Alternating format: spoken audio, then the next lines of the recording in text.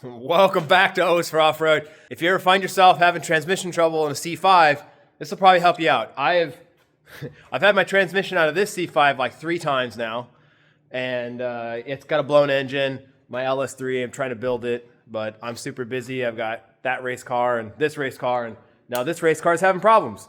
I'll show you what's going on, but we'll see about getting this thing fixed the quick and dirty way, because I have 4 days until my next race. 5 days to my next race. I'm a graduate student, so I work 50 hours a day at work. I come home, I do homework until midnight or 1 a.m. All right, I already got the car jacked up here so you can see what's going on. You can already see a little bit of a telltale right there, that oil. Now, I thought I lit the car on fire my last autocross because it is dripping oil from the side of the transmission here. You can see it's nice and shiny there on that plug, and this side is just, that's all coated with oil, and it's dripping onto the hot exhaust and trying to light the car on fire. You can see it's just dripping there. This side is dry, which is good, I guess.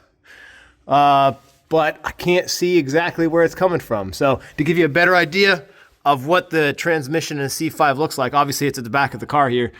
Let's go look at a transmission I have out of the car.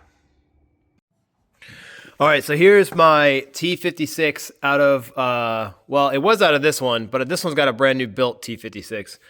So this is the passenger side. On this side, the passenger side. That's the driver's side, and it's the top. So I'm assuming it's leaking up here from somewhere on the pump.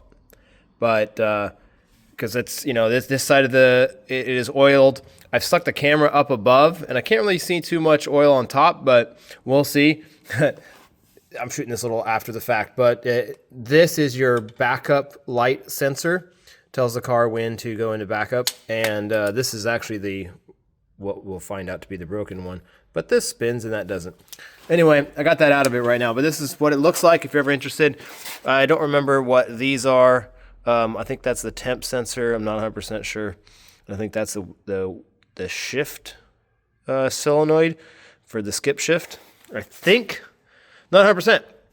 I really don't know these that well. Anyway, looking at this car, you can see if you do have to take your transmission out, it is a lot of work. You got to take out the exhaust first, and then once the exhaust is out, that plate will be available. If I can get under here. Then you can actually get the transmission and the torque tube that goes forward. But you can't get that until you drop the rear subframe, which is all of this. You got to drop it out. Now, if you have a race car like me, and you're building a dry sump system, and you need access, you just cut the floor out. And when you do that, you can see the top of the transmission now. So there you can see that the pump's right there, and then you know, driver's side, passenger side, but it gives you a lot more access. So I guess if you like me and you don't have much time, you can just cut a hole in your floor. And for like this car, I cut this all up. You know, there's aluminum back here. I'm just going to put a big flat piece of aluminum across the top and rivet or bolt it down along the sides to cover this area back up, and then if I ever need to get back in there again, I just take it out. This way you can actually get to the rear diff and the transmission without having to drop literally everything in the car. But let's get back to checking out the other car. And I'm going to look around and see what I can do. Unfortunately, this car is a beautiful specimen. If you haven't seen my channel, it's got full interior, literally full interior. This is my full interior car.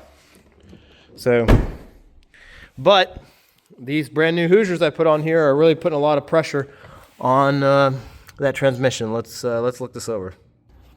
So I cleaned everything off with brake fluid, or brake cleaner, and this sensor where most of the liquid was coming from, I realized that you could spin this. And I went to my other transmission, and it won't spin.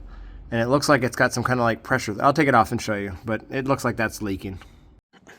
Well, there's the sensor. Lots of Googling and using Google Lens told me that that is the backup light switch. It's got the numbers, or it says Polka on it. Polka and then 1DA. That pretty much brings up nothing but a couple random switches like this. But apparently this is for the backup light. It tells the car when the backup's on and turns the light on. And they can leak, apparently. Internal seals will break and they'll just leak out. And that sounds like what's going on. So I'm going to, this is the one that came out of the car. You can see it's all oily. And the reason why I'm pretty sure this one's broken is because this black bit will spin while that stays stationary. On this one, it will not. So that was a 22 millimeter socket or wrench to get that off. I'm gonna clean this up, figure out what to seal that with. Had to run to the auto parts, and this is what you want. This is Permatex threat sealant, high temperature. There's another one I think I can list down below, but get this and clean your threads really well, put that on. Let's go put it on. Remember, this is 22 millimeter socket. Today's been a fun roller coaster. Got the sensor back in, let's check it out. So, got everything cleaned up, got it in, got it connected, all the stuff is cleaned up, and we're ready to go. I'm gonna put the car down. I don't have time for this. I'm a very busy guy.